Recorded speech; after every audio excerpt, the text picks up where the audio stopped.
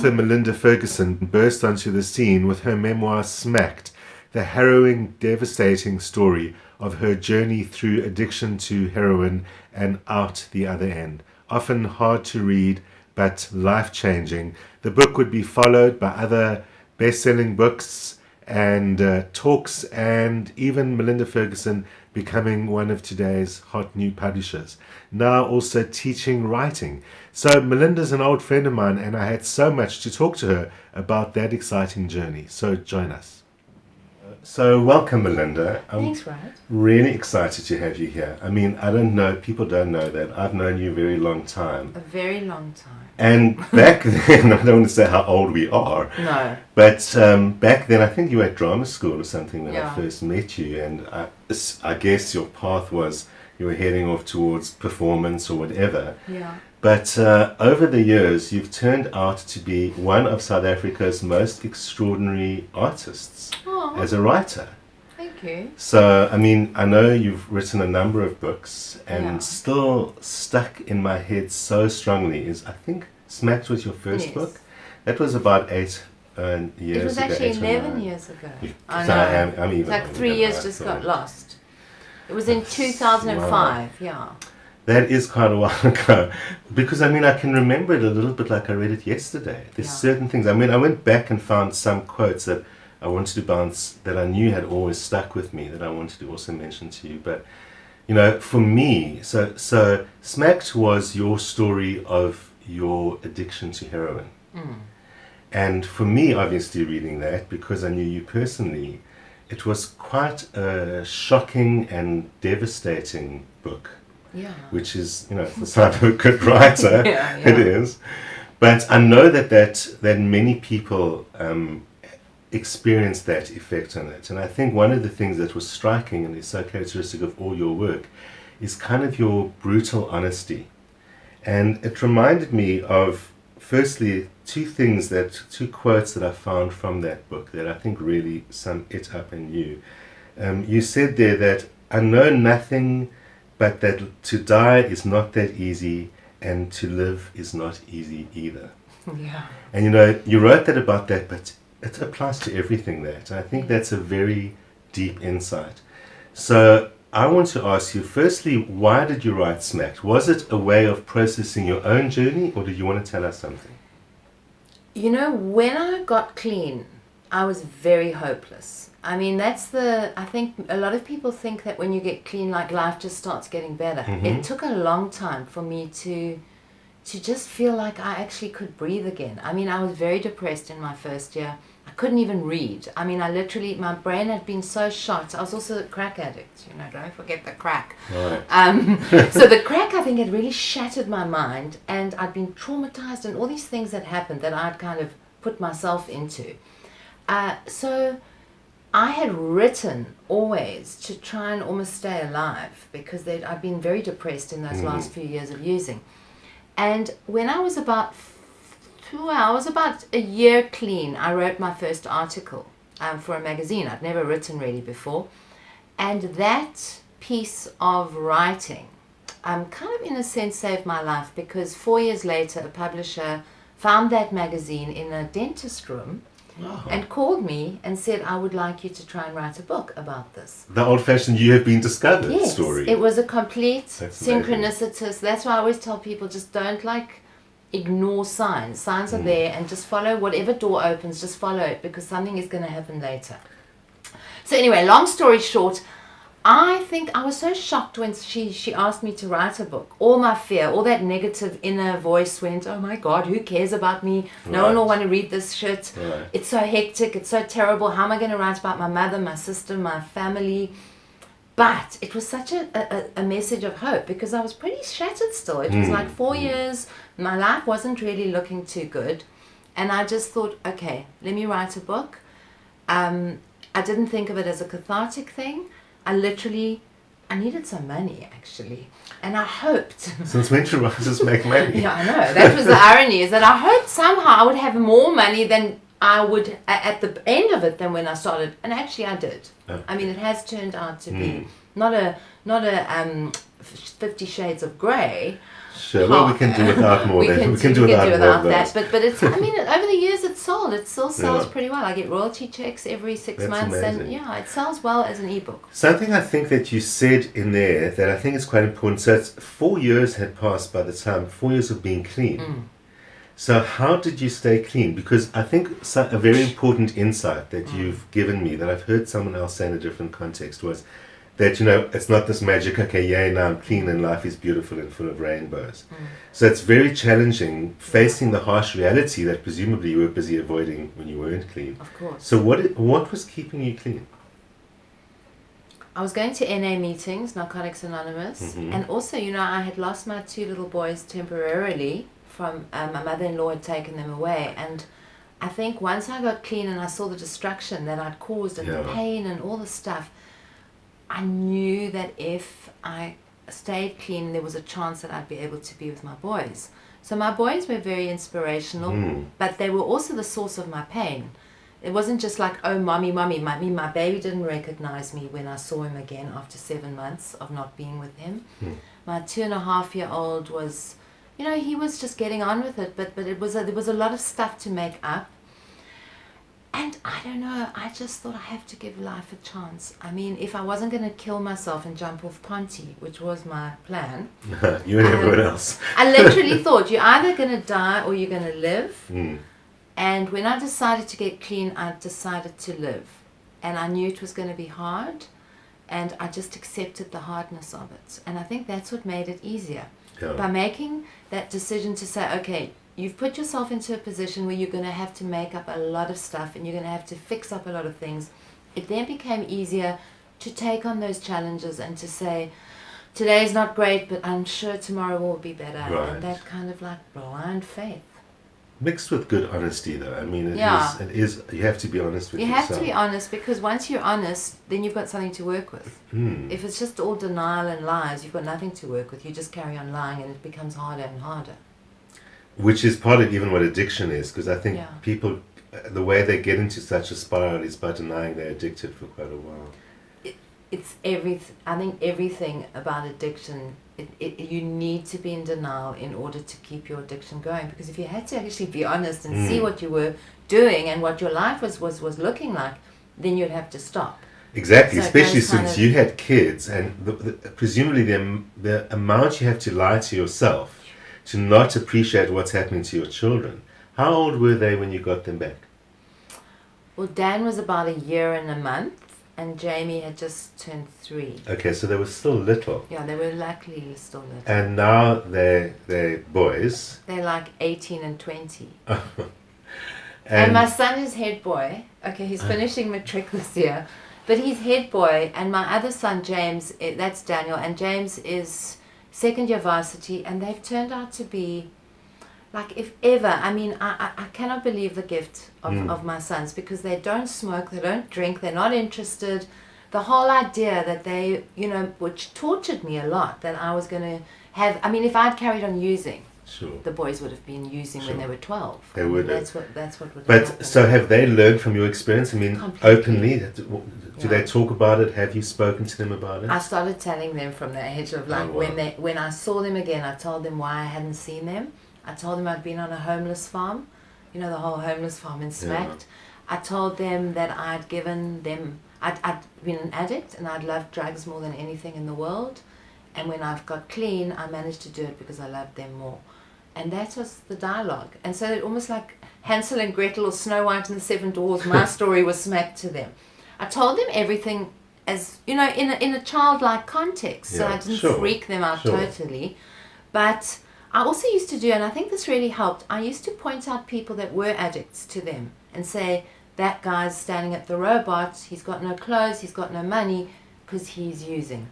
And my son once said to me, it's because he doesn't like himself, Mommy. Hey. And he was very small when he had that insight, and it was such an amazing thing. So I taught them that if you loved yourself enough, you wouldn't need to do that. And it's all worked, hey? Well, because I think that is the exact point. And the amazing thing is to see kids take that on. I mean, it sounds like in some way, I don't mean to be trite about it, but in some way, losing your kids for a while was part of what turned out to be best for you as mother to them. And maybe even them. And for them, for sure. Because the blessing of being able to be honest about drugs today, I mean, all parents are asking themselves, what can we do? Our kids are drinking, they're using, and all that stuff. I keep on going, gosh, I don't even have to. So, is there anything that you can like finger for why you ended up there in the first place? I mean, what gets a smart, educated, beautiful young woman into that kind of addiction in the first place?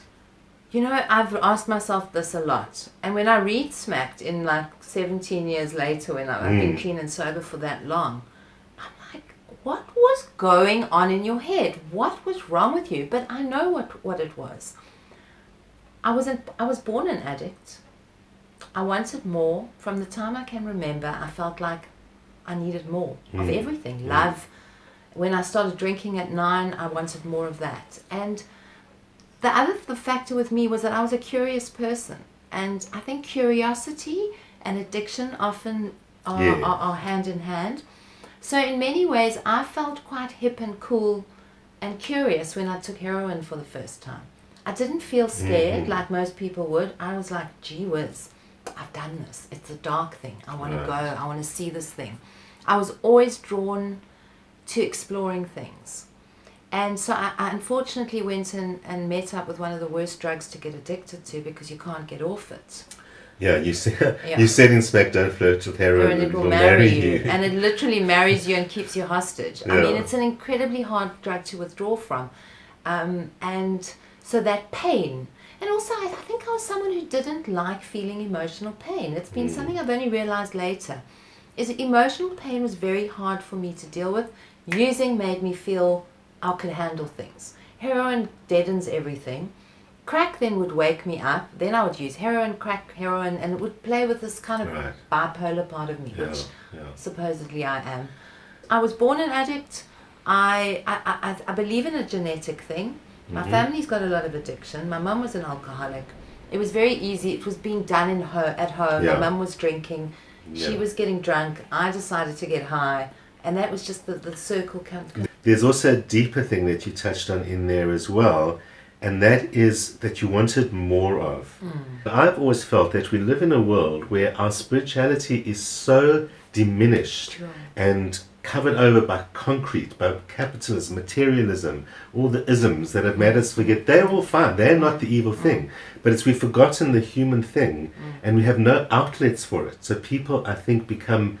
They search for things in all the wrong places, and they become addicted. I mean, I think that if they had a path to maybe a bigger experience, as a human being, addiction wouldn't have been the result.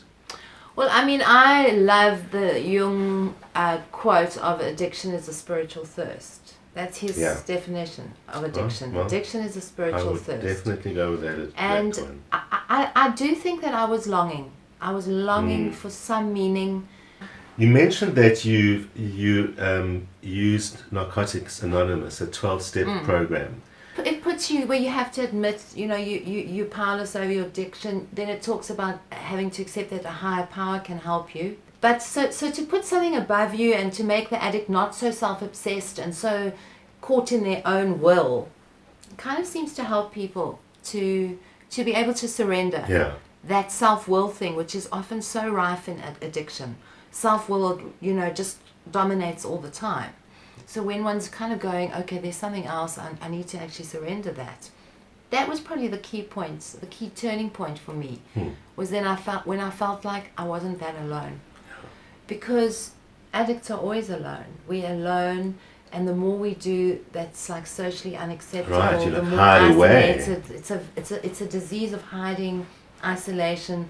Suddenly you're sitting in a group with people that are going, you belong, and that therapeutic thing I think really works. I know that your next book, Hooked, was about addiction itself. Kind of it was about addiction to love. Yes. I've always been a bit of a love addict. So is something like addiction to love a kind of authentic addiction with all the same negative results? Yeah, I think so. You might not be like frauding a check to get love, but you might even be. I mean, I think it can make people behave in really do crazy, ridiculous things. Yeah, in crazy ways, stalking, just putting themselves in positions where they should never be with someone because they're destructive and all those things, but you get obsessed with somebody, you stay much longer than you should, and love becomes the drug, the fix. So love, shopping, sex, the internet, I think they all maybe have different consequences, but they all are based on the same kind of impulse, the getting more. Getting more. Yeah, and changing the way you feel by getting that fix. But that get more is so interesting to me, is because it's the whole, all boils down to where do I get my fulfillment? Yeah. And is there, if I'm always looking for more and something's always missing, that's what to be addressing, not the how do I fill that, not but how do why I is fill there it? missing Why is something there a missing there? thing? Why is there this hole? Yeah. The thing is, the hole inside is that spiritual thirst, I think, that Jung talks about. And addicts seem to have a bigger hole than others. And then it's finding ways and means to fill that thing, which is a lifelong journey. I mean, it's not just something you go, okay. So I do lots of exercise. It's a little manic. It makes me temporarily feel a little fuller. Giving people, loving, in a true sense of the word, helping people, facilitating kind of things where you empower people. That's an amazing way of.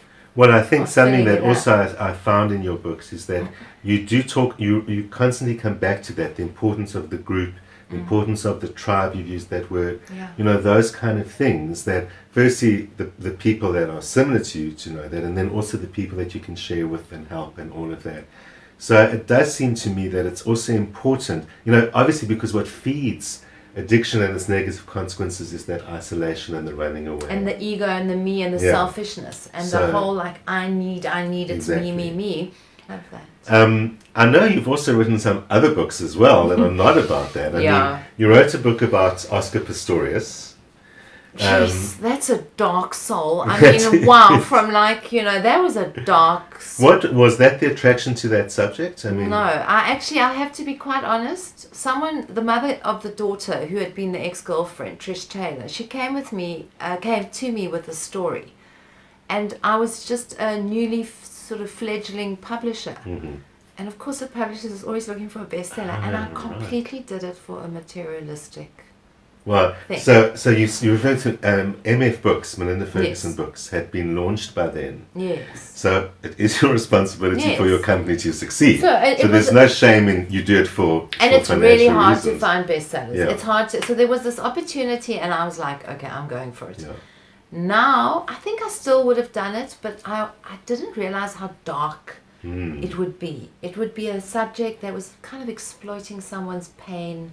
Reeva's death, it was all based on this very ugly court case, and everything about it was quite dark. And I, not coincidentally, because I'm sure you'll get to Crashed, but I had to take myself to a clinic about 6 months. No, actually, while the trial was still going on, I got proofs in the clinic. I got my first copy handed to me in the clinic of the Oscar book. And I was literally having a bit of a nervous breakdown, joining Oscar's club. But I had a car accident. I was traumatized from a relationship. And then the Oscar Pistorius book was the kind of, I think, a bit of the spark that sent me to the clinic. Well, you see, it's also, it's one of those strange coincidences. So it was the spark. It is that dark story about pain, about suffering, about loss, about the darkness that the human soul is capable of. But you clearly were at a place in your life where you needed the process again, and then Crashed happened. Yes. So Crashed was when it came after Oscar. It came just after Oscar. So that's the story of how what happened after you wrote off a brand new Ferrari that you were taking on a test drive. Yes. This curiosity that must kills have been quite a scary That was insane. I mean, oh my God, what have I done? I was celebrating my 14 years clean and sober birthday on that day. And it was a moment of great. Maybe I was a little bit too proud. Maybe. Red Ferrari. Definitely. Like I was feeling like the bee's knees. Everything was going on in my life. I'd got through this long addiction. I was now like happening. I was working in a magazine, having all these like lovely products, and I'd become very materialistic actually at that point. And something happens when an addict also stops working on themselves. They land up gravitating towards almost the same thing that killed them, and it's usually money. Yeah. So it's the opposite, but it's the same effect. A lot of us then start thinking our answer is in material stuff. So that was my high point of like material shit. And I thought, okay, I want to drive this Ferrari and I want to be like queen of the town for the day, and that's my gift to myself. Well. Wow. 7 hours later, it was lying in pieces on the ground. So you weren't hurt, but you No, still ended up miraculously. in hospital with kind of a nervous breakdown. Well, a few months later. Right. Yeah. I had whiplash and a 650,000 rand bill to pay. Right. So that was pretty hectic. And so that took you on a process again of self-examination and examining your life. So it sounds ridiculous, but how does that compare with doing it through the process of hitting rock bottom with addiction and having to rediscover yourself? It was almost, I had been given a mirror of exactly the same experience. I just wasn't on a homeless farm this time. I was in a Ferrari. And you know what was beautiful was my lawyer, Owen Bloomberg, who actually subsequently has passed away. He was my blessing. But he was very into Kabbalah. And it was the time of Sukkot that I had the accident. And we sat down in a restaurant. It was probably a few days later, and it was still in this time of Sukkot. And he then explained to me how God had come, because the miracle that I was saved from this accident was all, when you saw the car and you saw what happened. I've seen what that I should have been dead. Usually all of us should have been into dead. A ball, yeah. And I'd taken the roof down, so it was a perfect triangle like the Sukkot symbol. And Owen explained to me how I had, in my material form, in my ultimate material form, been shown the power of God in that moment. And it really, I mean, I don't know, it just sounded like the most beautiful thing that could have ever happened to me. It humbled me. It took all that like pretentiousness, all that rubbish that I'd been thinking, and I just had to let it go, get down on my hands and knees and actually get grateful again. Amazing. Yeah. I like working with the idea of memoir, and every memoir has to deal with your past, which is then where you come from. So doing these exercises with people and asking them, you know, key things and doing prompts and that kind of thing around those subjects in their lives, it brings up amazing stuff. And people literally walk away feeling like, you know, like as though they've just had a kind of clearing session. Amazing. And then they've got some little things that they've written and... So it's not about they have to want to be a writer. No, it's really... in fact, I'm finding more and more that I almost sometimes prefer people that are not actually writers. Who, there are writers who are coming in with their books and they're getting their books set, you know, better, and they're getting more ideas for chapters. But then there are people who've never written and who come away feeling very empowered. Yeah. Because there's something amazing about writing and finding something in your soul that needs to come out. This journey, I mean, that started off in such a dark place. Way, yeah. And kind of, you know, even got to a crashed car, but still, nevertheless, took you further and further. I mean, the crashed car didn't stop you. It kind of gave you wings. Yeah, it gave you me wings. You didn't need a car. But in the end, I think it all has got, what it all has in common is through empowering yourself, you have this instinct to empower others. Yeah. And the writing, the publishing, and the writers' workshops are all about that. So... It feels like that, and you know, for the first time, I guess, in my life, I'm feeling like, actually, you know, that I'm actually giving something back, like properly. Not just the self-consumed rubbish. I love seeing people come alive and seeing tears come down their faces and something, truth being touched inside them. And just this empowerment of people walking in so terrified of my workshops, literally like shaking and going out feeling like I'm going to go and write something when I get home. It's a beautiful feeling. Because the message is truth. Be true to yourself and speak the truth, and the rest is... The rest is all going to follow. Yeah. Melinda, it's been fascinating, and we could go on talking. I'm just going to ask you one last question. Do you have another book up the sleeve, or is publishing taking all your energy? Darling, I'm actually about 2 weeks away from finishing my next book. So exciting. And I'm going to tell you, because I've not told one single person. I mean, besides the people that are really in the know. So now you're telling the TV world. So yes, tell us I know. So I'm just going to throw it out there. I've been working with Chris Hani's daughter, Lindiwe Hani, on a fantastic, well, I don't know if fantastic, it's more of a really pretty profound and exposing and meaningful memoir called Being Chris Hani's Daughter. Wow. It's a beautiful book. Lindiwe has also been in very hectic addiction, also part of the heritage of the trauma For sure. and the loss. So it's another addiction I seem to be drawn. But we are about to finish it, and it will be launched in April next year. That is so exciting and so important. I'm looking forward to that. Thank you so much. It's been wonderful. Great. Cool. Join me next week for part 2 of how to establish your own spiritual practice. You don't want to miss that. And of course, as always, contact me on my email address or at my website with questions, comments, or anything else you'd like to share with me. And of course, join me here next week. See you then.